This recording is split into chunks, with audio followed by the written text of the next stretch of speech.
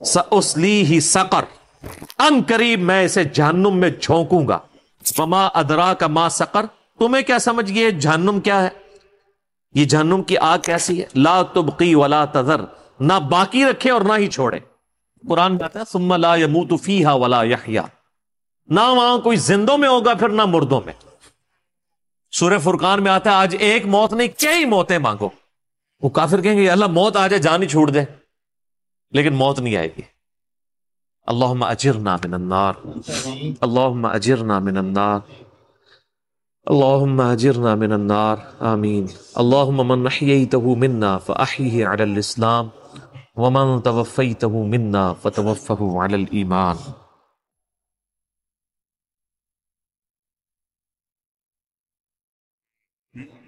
فَإِذَا نُقِرَ فِي النَّاقُورِ، اور پھر جب سور پھونکا جائے گا، فَذَلِكَ يَوْمَئِذٍ يَوْمٌ عَسِيرٌ، تو وہ دن بڑا سخت ہوگا، عَلَى الْكَافِرِينَ غَيْرُ يَسِيرٌ، کافروں پر آسان نہیں ہوگا۔ ذَرْنِي وَمَنْ خَلَقْتُ وَحِيدًا، یہ بڑی رکت انگیز آیات آ رہی ہے ولید ابن مغیرہ کے بارے میں۔ سیدنا خالد ابن ولید رضی اللہ تعالیٰ عنہ کے جو والد تھے نا، وہ بہت انٹلیکچوئل آدمی تھے، عرب کے ذہین ترین لوگوں میں شمار ہوتے تھے، امیر ترین لوگوں میں ولید ابن مغیرہ۔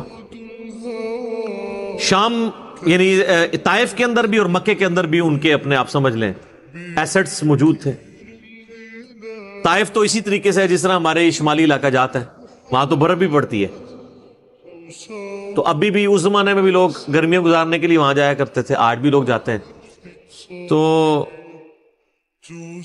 اب یہ ولید بن مغیرہ جو تھا نا، یہ چونکہ ذہین بھی تھا، سمجھدار بھی تھا، بڑا جہاندیدہ بندہ تھا، جیسے ہر یعنی معاشرے میں ایسے انٹیلیجنشیا ہوتا ہے، تو کافروں نے میٹنگ کر کے اس کو لانچ کیا کہ یہ جا کے نا نبی علیہ السلام سے دو ٹوک جا کے بات کرے، کیونکہ آپ علیہ السلام کی دعوت پھیلتی جا رہی ہے، تو کوئی ذہین بندہ بھیجیں مناظرے کے لیے، ٹھیک ہے، جو مناظرہ کرے۔ اب آپ علیہ السلام کے پاس جب وہ آیا، آپ صلی اللہ علیہ وآلہ وسلم سے جب گفتگو شروع ہوئی تو اس نے ہر طرح سے سوال کر کے آپ کو نا چیک کیا، تو اب وہ نبی علیہ السلام سے ڈسکشن کر رہا ہے، پھر واپس آتا ہے اپنے وہ دار الندوہ کے اندر جہاں پہ وہ بیٹھا کرتے تھے۔ اچھا یہ ساری چیزیں نا عمر سیریز کے اندر انہوں نے فلمائی ہیں جناب، ولید بن مغیرہ بھی دکھایا ہے، اور وہ جو میٹنگز کرتا ہے، جو مل کے آتا ہے، تو وہ بڑا اس کا چہرہ لٹکا ہوا ہوتا ہے، تو وہ ذہین بندہ ہوتا ہے نا۔ اب وہ اس سے پوچھتے ہیں بتاؤ کیا بنا، کیا اس کو ہم جادوگر کے؟ ان کا نہیں، جادوگروں کو میں جانتا ہوں، یہ جادو کلام جادوگروں والا ہے ہی نہیں ہے۔ پھر وہ کہتے ہیں شاعر، ان کا شاعروں کا تو مزاج ہی کچھ اور ہوتا ہے، عشق مشوقی والا ہے، اس شخص کا تو پورا کریکٹر ہمارے سامنے ہے، شاعر بھی نہیں ہے، کاہن، ان کا کاہن کہاں سے؟ ہمارے سامنے یہ پل بڑھ کے جوان ہوا ہے، اس کا کریکٹر ہمارے بالکل سامنے ہے، ایک ڈائنامک آدمی تھا، کبھی اس کا کائنوں کے ساتھ نہ کوئی دوستی رہی ہے، نہ کبھی اس کو کسی مجالس میں اس طرح کا شریک ہوتا تھا۔ تو وہ اچھا اب ان کو لگا کہ گیا جی یہ ولی صاحب بھی گئے نا، تو پھر اس نے بہانے کر کے نا، اس نے کہا زیادہ سے زیادہ کہنا یہ کہہ دو یہ اگلے لوگوں کی سٹوریاں بیان کرتا ہے، حالانکہ قرآن میں کیا صرف اگلے لوگوں کے واقعات ہی ہیں؟ آنکھوں میں آنکھیں ڈال کے مشرکین عرب کے ساتھ گفتگو نہیں ہوئی ہے، مکی قرآن میں تو ہوئی ہوئی ہے۔ اور پھر ہاں یہ بھی کہہ سکتے ہو تم کہ ایک جادو پیچھے سے چلتا آ رہا ہے، بس اسی کی ایک کنٹینیوشن ہے، ایک بہانے کے طور پہ۔ اب اللہ تعالیٰ کو ولید ابن مغیرہ پہ سب سے زیادہ غصہ آیا، کیوں؟ کہ یار چلو باقی تو بونگے تھے، تیرے پاس تو ڈگری موجود تھی، تو نے علماء سو کا کردار کیوں ادا کیا؟ چلو جاہل آدمی تو جاہل ہوتا ہے، جب پڑھا لکھا بندہ اس طرح کی حرکت کرے تو اس پہ پھر غصہ زیادہ آتا ہے۔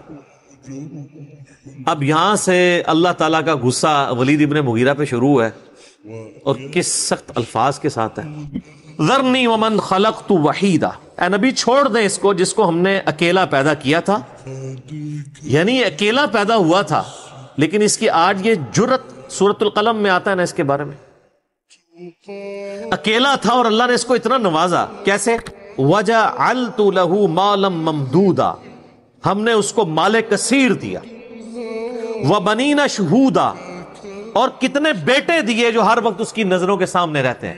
قبائلی سسٹم میں بیٹوں کی بڑی اہمیت ہوتی تھی نا، جس کے جتنے 5 بیٹے تھے اس کے،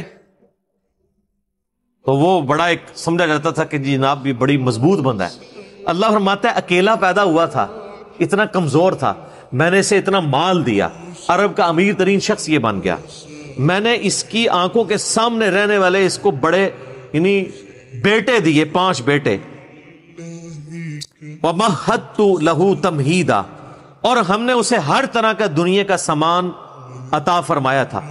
ثُمَّ يَطْمَعُ أَنْ أَزِيدَ، پھر بھی وہ طمع رکھتا ہے کہ ہم اسے مزید دیں۔ دوسری طرف تو ظاہر ہے کہ وہ تو بخاری مسلم کی حدیث ہے، کسی کے پاس سونے کی 2 وادیاں ہونا تو وہ کہے گا میرے پاس تیسری آ جائے، اس کا پیٹ تو قبر کی مٹی بھرے گی۔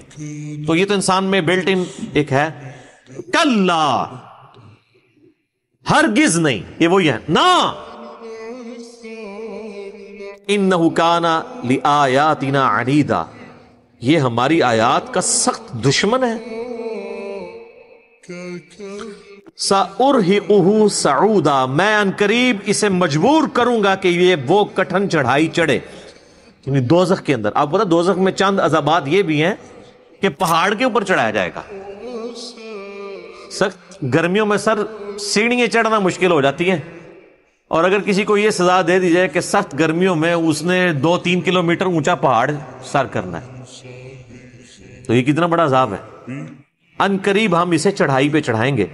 انہو فکر وقدر، بے شک اس نے غور کیا اور ایک دماغ سے کوئی بات طے کر لی۔ فقتل کیف قدر، اس پہ پھٹکار ہو اس نے کیسا دماغ لڑایا اپنا۔ ثم قتل کیف قدر، پھر اس پہ پھٹکار ہو اللہ کی طرف سے، یہ برباد ہو جائے اس نے کیسی بری بات سوچی۔ یعنی اس کے دل نے بھی گواہی دے دی تھی کہ یہ پیغمبر ہے، پھر بھی اس نے جان بوجھ کے اپنی چودراہٹ قائم رکھنے کے لیے کیسے دماغ میں پلان تیار کیے۔ ثم نظر، پھر اس نے نظر اٹھا کے دیکھی۔ ثم عبس وبصر، اس کے بعد اس نے تیوری چڑھائی اور ترش رو ہوا۔ ثم ادبر واستکبر، پھر اس نے پیٹھ پھیری اور غرور کیا۔ یہ اس کی ساری ایکٹنگ جو کچھ اس نے کی ہے نا اس مجلس کے اندر، یہ سب آپ کو پتہ ہی ہے نا، یہ نعت خوان بھی جو بڑے بڑے ہوتے ہیں نا، ان کو بھی آپ دیکھیں اسپیکر میں آ کے تھوڑی تھوڑی دیر بعد کر رہے ہوتے ہیں، کبھی کچھ نکال رہے ہوتے ہیں کہ اپنا تھوڑا روپ ڈالنے کے لیے۔ علماء کے ہاں بھی آپ کو نظر آئے گا جو بڑے بڑے ہیں نا، ان کے خاص قسم کے وہ ذرا سا ایسے کرتے ہیں تو ایک ساتھ بندہ رومال لے کے آ جاتا ہے، ٹھیک ہے نا، تھوڑی ایکٹنگ، اور پھر تھوڑا سا کتاب پڑھی ہے تو وہ اینک تھوڑی سی ایسے کر لی ہے، ایسے کر کے سائڈ پہ کر لی ہے، پھر ایسے کر کے ایسے ایسے، یہ جو سٹائل ہوتے ہیں نا صرف اپنا علمی روب جھاڑنے کے لیے، یہ سارے کام وہ بھی کر رہا تھا تو اللہ تعالیٰ نے اس کو نقل کیا ہے کہ کبھی یوں کرتا ہے، یوں دیکھتا ہے، جیسے بڑا کو بڑا فلاسفر ہے ان کو بڑی بڑی گال کر لگا ہے، وہ کڈی کے گال ہے انہیں، وہ دیکھ لو تسی۔ فقال ان ھذا الا سحر یؤثر، یہ کہہ سکتے ہو یہ جادو ہے جو پچھڑوں سے چلتا آ رہا ہے۔ ان ھذا الا قول البشر، یہ تو نہیں ہے مگر ایک انسان کا ہی کلام ہے۔ سأصلیہ سقر، ان قریب میں اسے جہنم میں جھونکوں گا۔ وما ادراک ما سقر، تمہیں کیا سمجھ گئے جہنم کیا ہے، یہ جہنم کی آگ کیسی ہے۔ لا تبقی ولا تذر، نہ باقی رکھے اور نہ ہی چھوڑے۔ قرآن میں آتا ہے ثم لا يموت فیہا ولا یحیا، نہ وہاں کوئی زندوں میں ہوگا پھر نہ مردوں میں۔ سورہ فرقان میں آتا ہے آج ایک موت نہیں کئی موتیں مانگو۔ وہ کافر کہیں گے اللہ موت آ جائے جان ہی چھوڑ دے، لیکن موت نہیں آئے گی۔ اللہم اجرنا من النار، اللہم اجرنا من النار، اللہم اجرنا من النار، آمین۔ اللہم من احییتہ منا فاحیہ علی الاسلام ومن توفیتہ منا فتوفہ علی الایمان۔ لواحۃ للبشر، جھلسا دینے والی ہے وہ آگ آدمی کی کھال کو۔ علیہا 19، اور اس آگ پہ 19 فرشتے مقرر۔ وما جعلنا اصحاب النار الا ملائکہ، ہم نے جو بندے مقرر کیے ہیں یعنی 19 بندے دوزخ کے اوپر، وہ نہیں ہیں مگر فرشتے۔ وما جعلنا عدتهم الا فتنة للذین کفروا، اور جو اس کی تعداد ہے نا فرشتوں کی 19، یہ کافروں کے لیے فتنہ بن گئی. فتنہ سے مراد آزمائش، کہ وہ 19 سن کے تو مگر پہ گئے. انہوں نے کہا 19 تو خیر ہے، ایک بندے نے کہا 5 میں سنبھال لوں گا، دوسرے نے کہا 8-9 میں سنبھال لوں گا، تکی جائے گی 19 سے تو کیا ہے.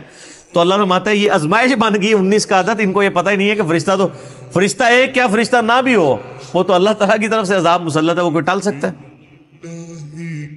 یار سخت گرمیوں کے اندر بھی اگر کسی کو ملیریا ہو جائے، 2-3 رضائیاں بھی اڑا دیں، اس کی ٹھنڈ نہیں ختم ہوتی، حالانکہ باہر گرمی ہوتی ہے.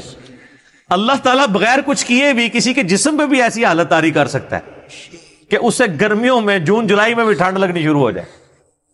اللہ تعالیٰ کے لیے کوئی فزیکلی عذاب دینا ضروری نہیں ہے، انٹلیکچوئل عذاب بھی دے سکتا ہے. سر آپ کے دماغ کا اگر ذرا سا بیلنس بھی ڈسٹرب ہو جائے، آپ اپنا پیشاب بھی نہیں روک سکتے.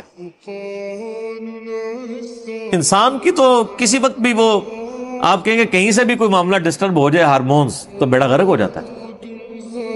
تو وہ اللہ تعالیٰ فرماتا ہے ہم نے 19 کے عدد کو ان کے لیے فتنہ بنا دیا. یستیقن الذین اوتوا الکتاب، یہ ہم نے 19 کا عدد اس لیے بیان کیا تاکہ جو کتاب دیے گئے ہیں یعنی اہل کتاب، ان کو یہ یقین آ جائے، کیونکہ ان کے ہی جو بھی کتابوں میں یہ چلتا آ رہا تھا کہ دوزخ پہ 19 فرشتے ہیں، تو اس سے ان کو بھی ایک میسج مل جائے کہ یہ اللہ کی طرف سے ڈیوائن کلام ہے. وَيَزْدَادَ الَّذِينَ آمَنُوا ایمانا، اور ایمان بڑھ جائے، اہل ایمان کا ایمان بڑھ جائے. اللہ تعالیٰ کی طرف سے یہ غیبی خبر. وَلَا يَرْتَابَ الَّذِينَ أُوتُوا الْكِتَابَ وَالْمُؤْمِنُونَ، اور نہ شک میں مبتلا ہوں اہل کتاب اور مومن. وَلِيَقُولَ الَّذِينَ فِي قُلُوبِهِمْ مَرَضٌ، اور دوسری طرف سائملٹینیس کنٹراسٹ یہ ہے کہ اس کا رزلٹ یہ نکلے کہ جن لوگوں کے دلوں میں مرض ہے، یعنی منافقین، یا وہ لوگ جو منافق ضروری نہیں ہے کہ وہ اسلام قبول، ایک بندہ ہے کہ جس کے دل نے گواہی دے دی کہ اسلام ہے اور اوپر سے وہ قبول نہیں کر رہا، اندر سے وہ سمجھ رہا ہے، وہ بھی ایک منافق کی شکل ہے. ان کے دل میں جو مرض ہے. والکافرون، اور جو کافر ہیں، ان کو اس 19 کے عدد سے کیا ہوگا؟ وہ آگے سے وہی بونگی ماریں گے. ماذا اراد اللہ بہذا مثلا، اس مثال کو بیان کر کے اللہ نے کیا نکالا ہے؟ وہ جو میں پہلے بھی کئی بار ڈسکس کر چکا ہوں، وہ کہتے تھے یہ قرآن میں مکھی کی اور مکڑی کی یہ مثالیں کیوں ہوئی ہیں؟ تو اب بھی وہ یہی کہیں گے یہ کیوں آیا ہے؟ تو اللہ تعالیٰ کہتا ہے کذالک یضل اللہ من یشاء، اللہ تعالیٰ اس سے جسے چاہتا ہے گمراہ کر دیتا ہے. گمراہ کسے کرتا ہے؟ جو بات ماننا نہیں چاہتا. وَيَهْدِي مَن يَشَاءُ، اور جسے چاہتا ہے ہدایت دیتا ہے، جو مان لے گا وہ ہدایت پہ آ جائے گا. وَمَا يَعْلَمُ جُنُودَ رَبِّكَ إِلَّا هُوَ، اور تیرے رب کے لشکروں کو سوائے اس کے کوئی نہیں جانتا. اللہ کی کیا مخلوقات ہیں جناب. بخاری مسلم میں آتا ہے کہ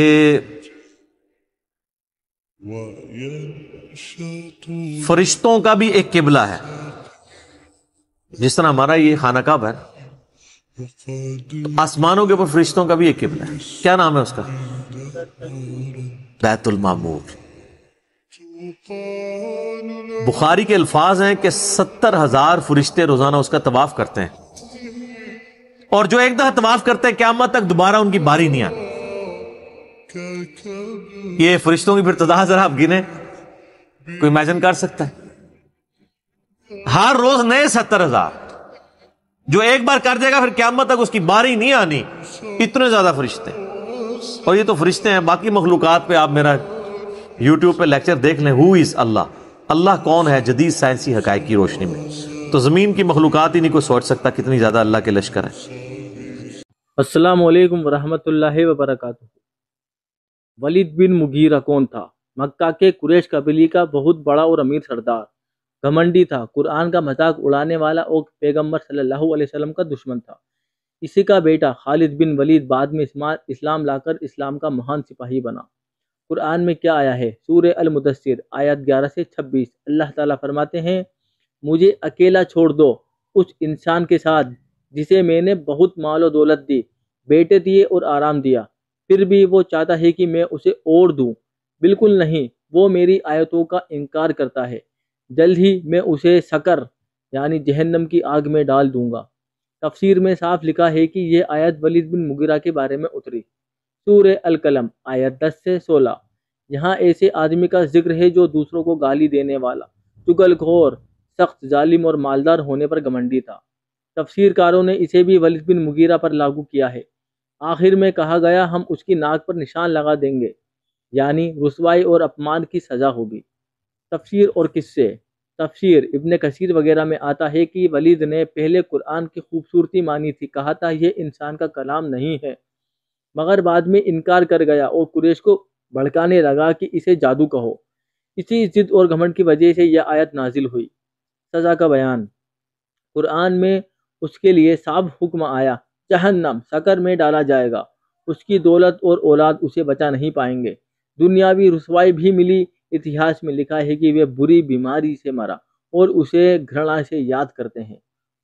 حدیث و روایتیں۔ سیدھے صحیح حدیث نمبر سے ولید کی سزا کا بیان نہیں ملتا، لیکن سیرت اور تفسیر کی کتابوں جیسے ابن اسحاق طبری، ابن کثیر میں اس کے حالات اور انجام کی تفصیل ہے۔ صحیح حدیث میں بس اتنا ملتا ہے کہ قریش کے یہ سردار پیغمبر صلی اللہ علیہ وسلم کا مذاق اڑاتے تھے اور اللہ نے سب کو الگ الگ طریقے سے ہلاک کر دیا، ولید بھی ان میں شامل تھا۔ سبق: دولت، اولاد اور شہرت اللہ کے سامنے کسی کام کی نہیں۔ گھمنڈ اور حق کا انکار انسان کو سیدھا جہنم کی طرف لے جاتا ہے۔ اللہ اپنی آیتوں اور پیغمبر کا مذاق اڑانے والوں کو بخشتا نہیں۔ السلام علیکم ورحمۃ اللہ وبرکاتہ۔